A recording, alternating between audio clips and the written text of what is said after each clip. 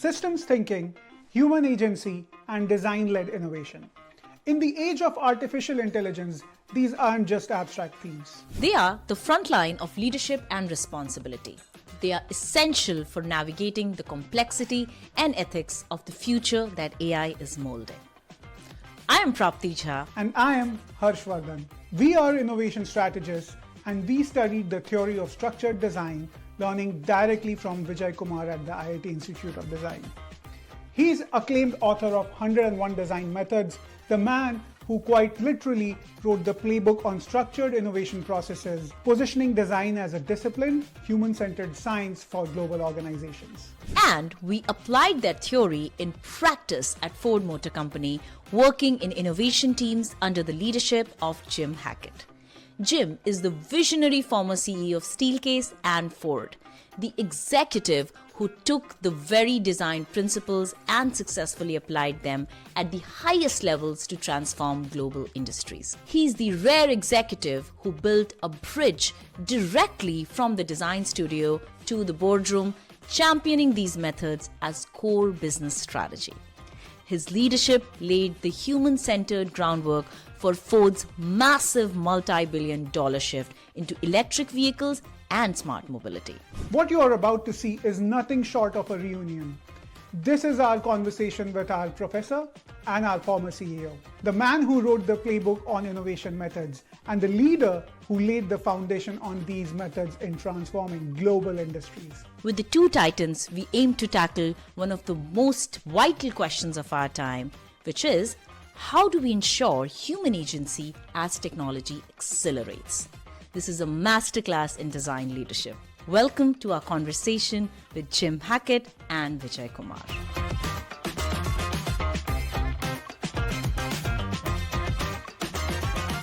Jim, Vijay, thank you so much for joining us today. We are really excited to have you both here. And we are excited for two reasons. One is the topic itself, design-led innovation. That's one of our passion areas.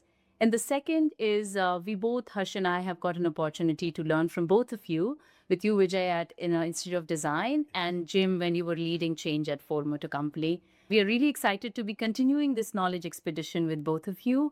So how are you both doing today? Well, I'm excited to have you in West Michigan. This is where I've arrived after I retired from Ford. It's called Haiceid. It's a derivative of the origin of my family name, Hackett, from Ireland. It's Gaelic. And I built a lab here. It's a CEO Labs, and I invite CEOs one at a time to come with people from their organization, and we work on some of the things we're going to talk about today over a day and a half. That's exciting. Thank you. I'm so glad to meet you after a long time. Previously, I see you when you come for ID and Dublin advisory board meetings. So it is a really fascinating time for me and just listen to you.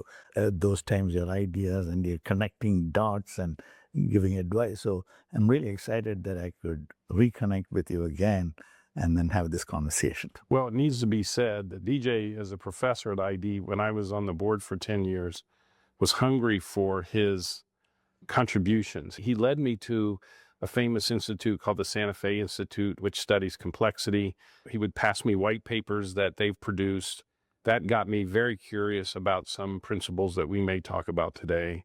So he was an extraordinary force, and he published a book that will be shown here in the video sometime today. We need to show Vijay's book because I bought hundreds of these and I wrote the foreword for it.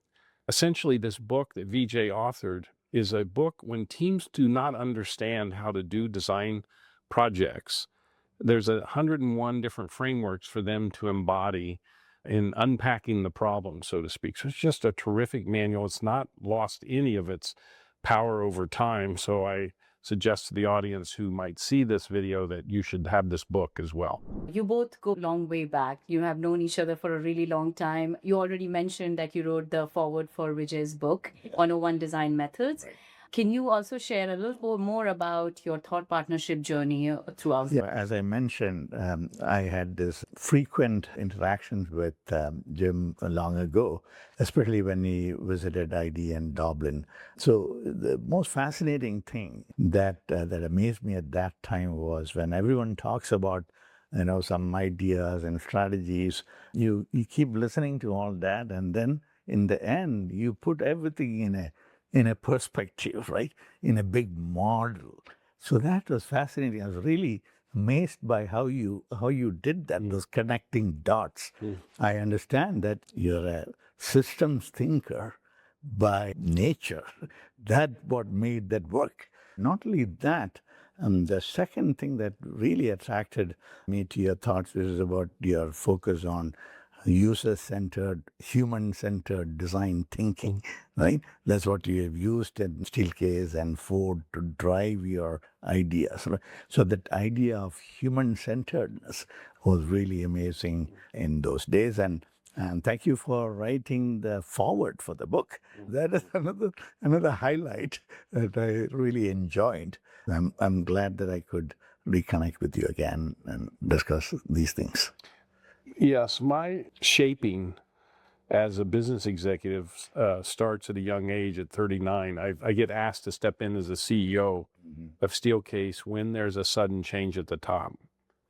By the way, the other two leadership jobs I have after that are similar. Somebody's job ends on Friday and I start on Monday. Right. Yeah. So those are difficult challenges. But the oasis for me in the Institute of Design played a role in that, is I could leave the business environment, come to the school, and I would see students doing complex problem solving. And I remember, like, there was one called the U.S. Parks Project that Larry Keeley's class explored. It was about how to make the deputies in the park more effective in managing all these large populations. And I thought, I've never been in a business meeting like this. Of course, it was a design meeting where they unpacked the problem at such a level that I could see all the connections. And I came away with this longing for, I can't get enough of this. And this is what I want to see when I'm running the company. I'd like to see people think this way. Right. Secondly, Vijay's contribution to that was that design is a really difficult thing to teach, because at one level, it means the art of something, which is somewhat of an innate contribution. If somebody's artistic, they may be that way from birth. You might be able to unlock that if it's embedded there. And so when I was introduced to design, I thought initially that I was supposed to go observe these artistic people. When I met Vijay, and he's artistic, he has photographic hobbies and things like that, but his teachings were about the underpinning of what I would call design physics. These are hard and fast principles that you can base the abstract on that won't disappoint you. Now you go, what's an example? Like, he knew that complex systems behave in some predictable ways. So if you're looking at a U.S. Parks project, looks like a sea of complexity with animals and tourists and the park rangers. But what complexity teaches you is there's a few core rules that configure all of it to work. He taught me that. I would take that and use that later in the way that I thought about business. So I got as much as I gave, is what I want to say, because of the interaction. Right. So Jim, tell us how these methodologies have influenced your work, your leadership in leading these large organizations like Steelcase and Ford. I think the genesis of systems thinking is born out of the failure of products that I was associated with, because the product with good people, well-intentioned, designed thinking that product lived in a bubble. And so inevitably, the product faces that it has to coexist in the rest of the system that it surrounds it. So its fate is determined how well it's designed to interconnect with that. Roger Martin, who became famous in a strategic way, created a course at Wardhan called integrative thinking. And so design thinking, systems thinking, integrative thinking were similar theses about, can we see the context of the product and life of the system? Later, as I got more mature, I realized that understanding systems thinking, people absorbed that. They didn't know what to do with it. One thing I started to try and trick the perspective was saying, what if the product were alive? what would it want? And I borrowed this from Kevin Kelly, famous technologist that was the founder of Wired magazine, wrote a book, What Does Technology Want? And his reason for writing that way was to try and think of the technology as an organic thing you can't design out. Mm-hmm. So the example of an analog product like a chair has to exist in a world where it's surrounded by technology. And what does technology want? Well, it wants, if I have my iPad on this stand here, it wants to have power so that I don't run out of power. Further, the systems thinking starts to gain more favor more recently. The people in the audience today listening about large language models and things like that understand that we can now do simulations of the product in a bubble in the environment, and we can start to see where its course is disrupted because of the way evolutionary forces are working. So I'm really excited about the prospect of that in the future of design and the way we use simulations. But at its core, my understanding of it was to try and make us more competitive. Right. Yes. I don't know from your perspective, as you were teaching at ID, did we start teaching systems thinking right away? Or was it an evolution of user-centered product? Yeah, it was an evolution. I have to mention Professor Charles Owen. He was doing the most cutting-edge work on using systems thinking in our design process. It's called it structured planning process. Yeah. Right? He was my mentor. He was one who brought me here to Chicago to give me what I wanted on system thinking. So it evolved from that direction one way, right? Chuck was driving it from starting with this. The world is a system. How do you model that, and then devise concepts and products to support that? Chuck Owen uses mainframes, right? Program at that time. Yes. At that time, Fortran to put all the variables around the product to try and do a simulation. Exactly. Right. Yeah, it was profound. So that amazing development that was happening. But the other side is that when I worked with Doblin, again, Doblin was industry focused, right? So the approach that the Doblin team took, Larry and the wonderful team of multidisciplinary people, so in order to suggest a recommendation to the client and make it credible, you have to think of the whole problem as a huge system, really complex system. Present that in an understandable way so that the client will be more credible about what we are presenting over here. So at that time, I was given the responsibility at Doblin to develop methods to do that, right? That's what I experimented with a lot of methods. How to do user research, understanding human behaviors, lots of methods. How to sort of frame up all the insight that we gained out of research. How to develop ideas based on those frameworks. Mm-hmm. How to evaluate those ideas and filter them out, filter them in a sort of a credible way so that we can focus on the most important ideas. And how to make initial prototyping. There are lots of methods about prototyping and testing. So the idea was that in order to make client work credible and impactful, you have to do all that. Hard work, discipline, structured work, right? So that is what has attracted me as another big part of the evolution. Vijay, you are developing your next batch of work on design mindsets and I believe knowledge frames, that's what you call it? Yes, yeah. So when leading innovation teams and advising leaders, what mindsets are key? There are two levels in which you have to understand the mindsets or the knowledge framework. One is based on some general principles that you have to follow. For example, you mentioned earlier collaboration, right? Collaboration ought to be a mindset, a certain way of doing it, or human-centered, or empathy, and human-centeredness. That's a mindset.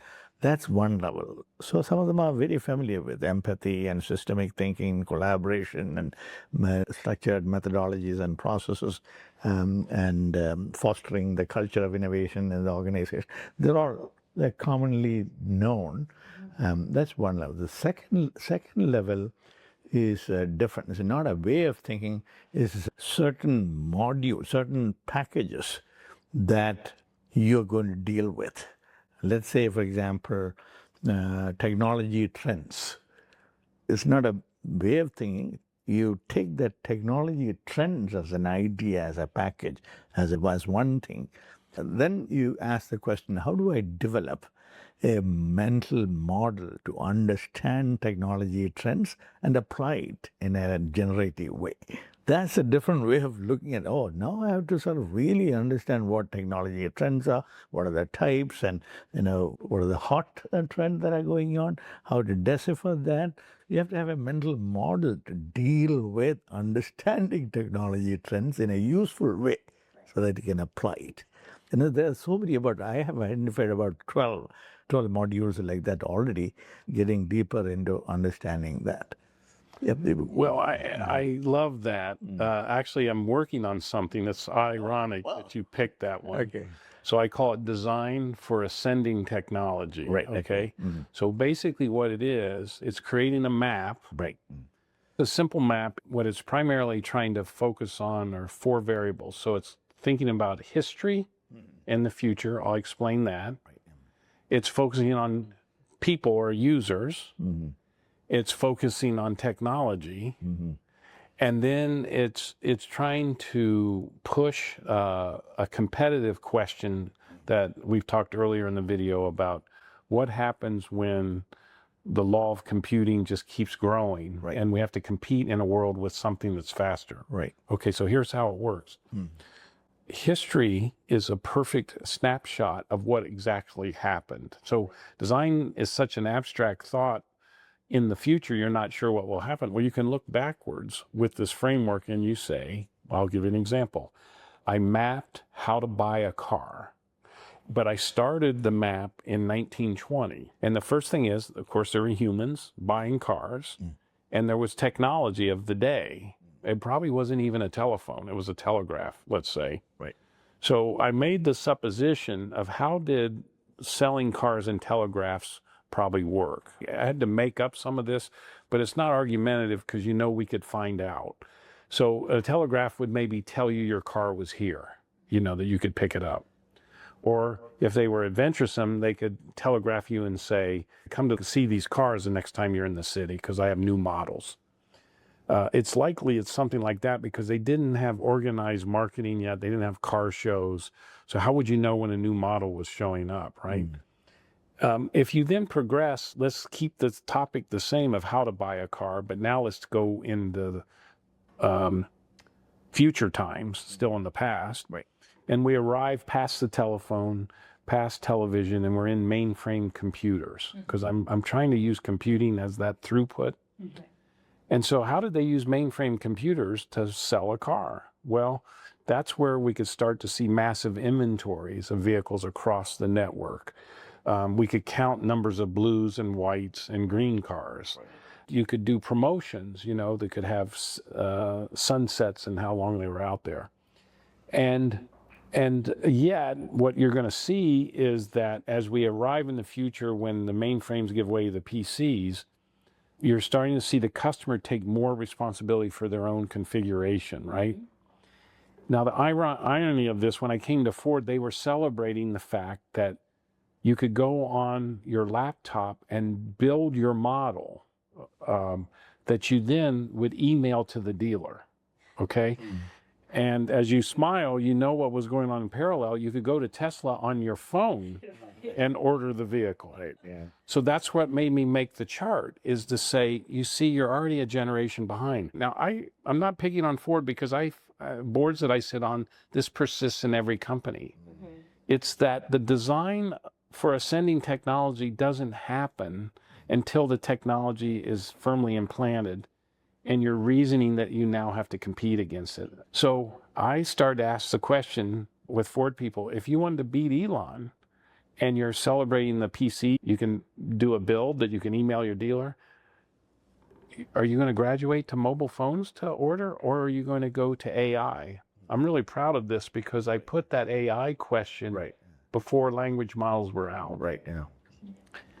And what I said to them is that it's going to be possible if you're selling a vehicle on a dealer's lot, that's okay, that the vehicle knows when it was test driven. It knows the temperature of the day. It knows where it went. It knows the color of each vehicle to either side of it, if it's in a string of people shopping colors.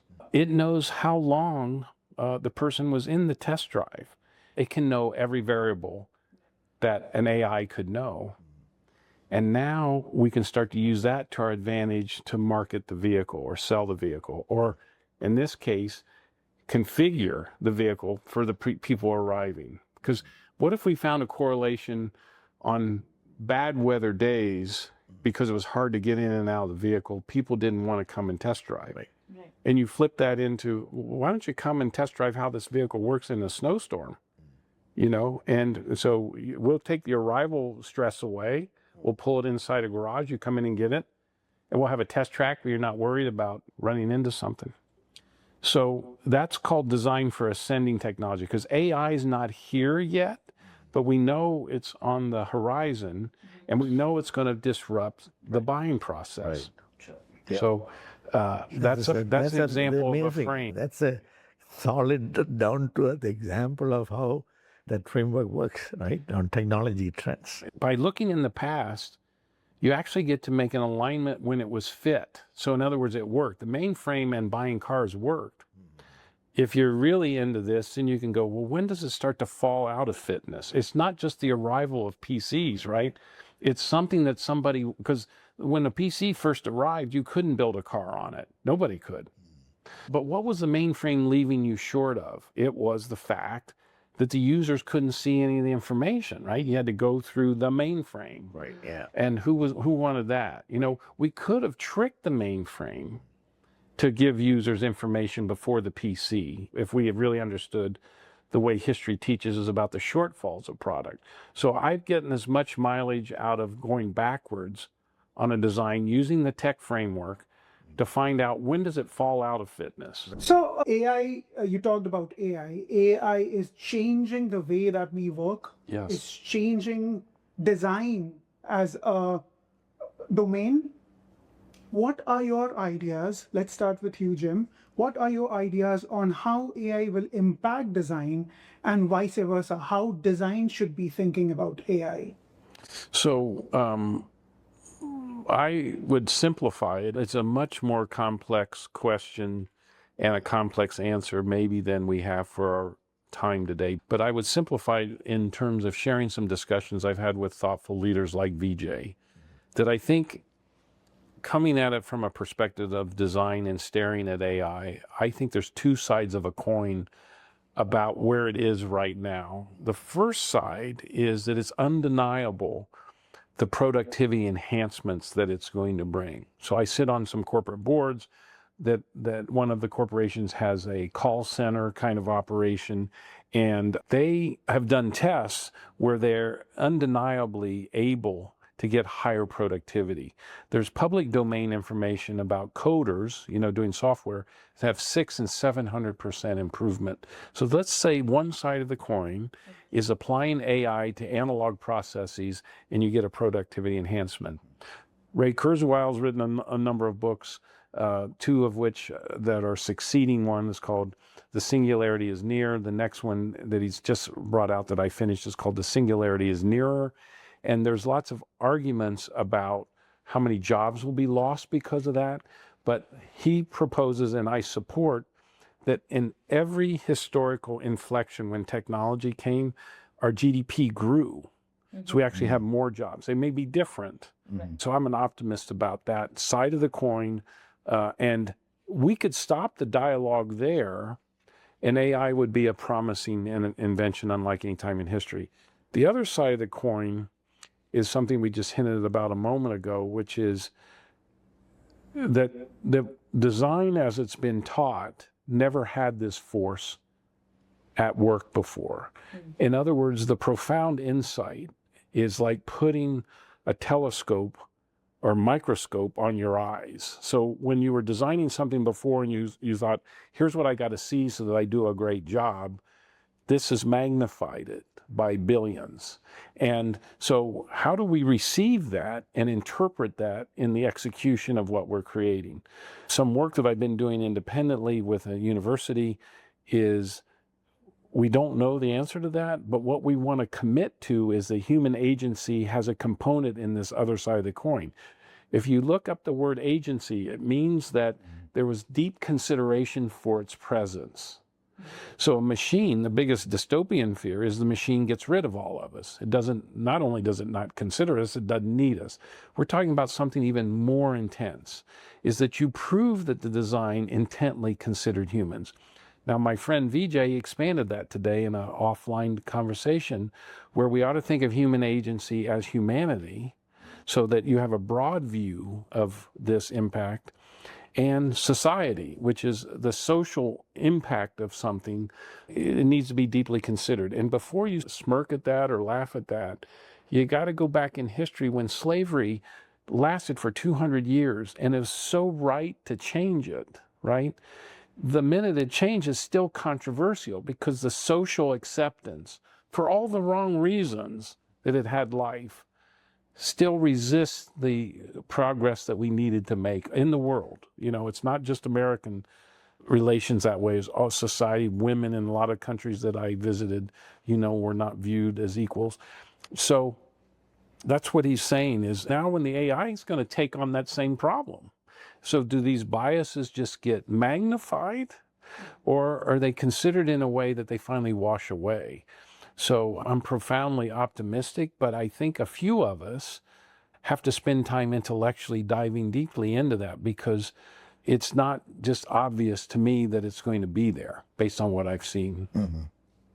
To build on what Jim has said, two more ideas that I want to bring up about dealing with the idea of the growing field of AI. First of all, as designers, have the capability to deal with ambiguity, right? AI is an ambiguous space now. You have to demystify it, right? What are the frameworks that you can use to demystify the idea of AI? You know, this is the starting point. You won't be able to demystify it fully, but you have to take the first step to understand the complexities involved with AI, large language models, and all kinds of things are in front of us, right? How do we put a framework around it? That's one. So in order to do that, we have to use the approach of make it useful for human beings, make it useful for the humanity as a whole, even larger. So making it useful is a big challenge for design to take on by demystifying the AI and finding out useful applications. The danger is that when a new technology is developed like AI, so it's so cool. Let me show you what it can do, right? There's a natural tendency to use the technology in sometimes useless ways, right? Say, for example, generative AI. Generative AI can generate pictures and images or profiles or human personalities in whichever way you want. But take a step back and ask yourself, is it going to be useful, right? It's not because technology can do something you should not be doing, right? The second point is responsibility.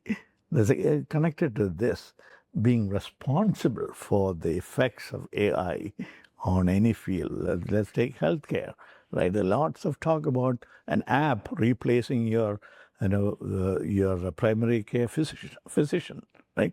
App with the power of AI can replace your primary care physician. That you don't have to go to the doctor, right? Open the app to do anything. So now you have to ask the question: Is it losing some of the fitness again? Is it fit with the human behaviors to do that? What is missing in it? Am I being responsible to create an app as a replacement for a doctor? So similarly, lots of areas in which it can be used responsibly. So that's another challenge that designers have to take on. This has been a terrific day for me because it brings to mind the gift that I was given years ago in terms of understanding the way that you can enhance the nature of thinking with the enhancement of doing. I called the design thinking was a contribution to me to understand, unpack really complex problems so that I could be better at doing, or that the company I led could do that. So it reminds me why we'll never be wasteful in spending ever more money, time, and talent in improving the way that we think about things, because we know that it will improve the way we do things. As Jim said, it has been a wonderful day exploring so many ideas.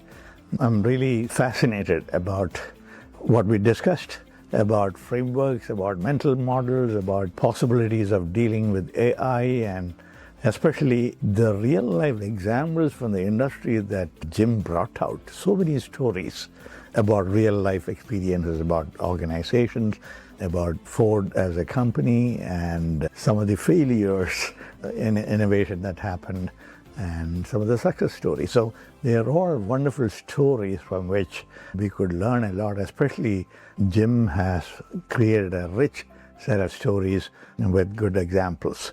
So I'm really thankful that we went through this exercise of discussing it. We can go on and on like this because it's a very interesting topic and it can go on forever. So thanks to Harsh and Prapti for taking the lead on facilitating this. Thank you. From the playbook to practice. That was our conversation with our Professor Vijay Kumar and our former CEO Jim Hackett. A profound thank you to them both for this deep dive into design leadership.